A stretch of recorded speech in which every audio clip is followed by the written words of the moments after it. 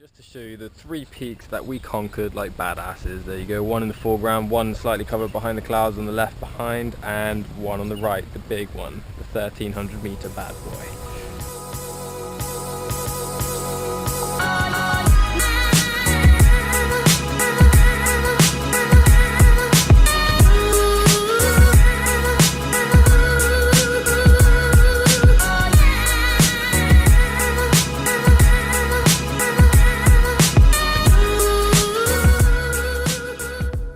Within this survey team, we've got 4 people.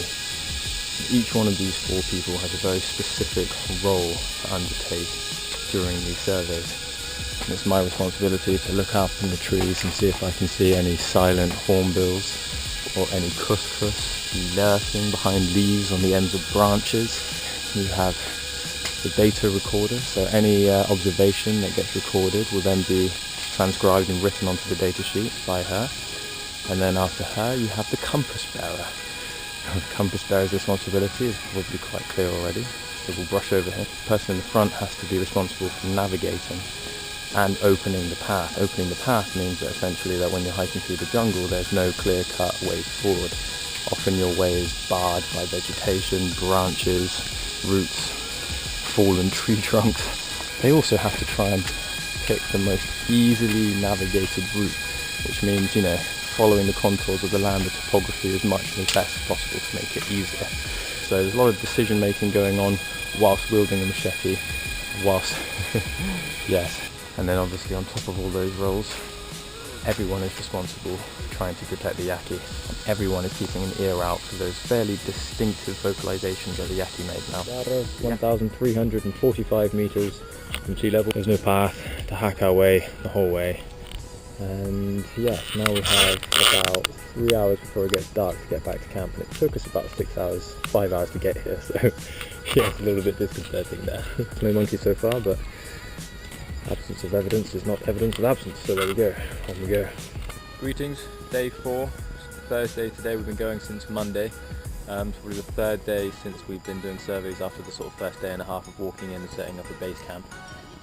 We're at about 800 meters elevation now. We've descended from about 1,000 meters where we've made camp, and I'm delighted to say, whilst we stopped for lunch, this is the first time we've actually detected the Yaki since we've been here this week in this area. Absolutely knackered. This terrain is more than brutal. It's really, really steep, and yeah, it took us about 2 hours to descend 200 meters.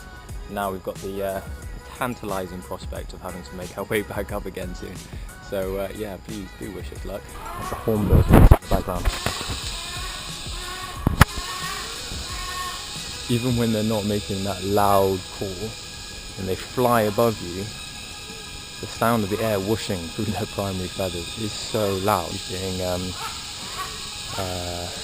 used as an indicator of biodiversity. Not only do they depend on a wide diversity of fruit-bearing trees, but they're also incredibly detectable, and it's that detectability that makes them so suitable for a monitoring survey for biodiversity such as this. We finally did get our Yaki. They were quite elusive and a little bit fearful. They ran away quite quickly, but we got our ID, and that's the important thing. Is that they just make the easy pickings for these birds.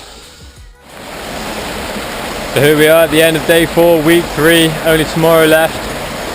And yeah, okay, we made it. It's now 3:30 and we found the most idyllic camping spot you could ever believe. It's literally nestled in between a stream on the far side over there and a small river over here. And that is where I'm going to presently enjoy a lovely, cool bath.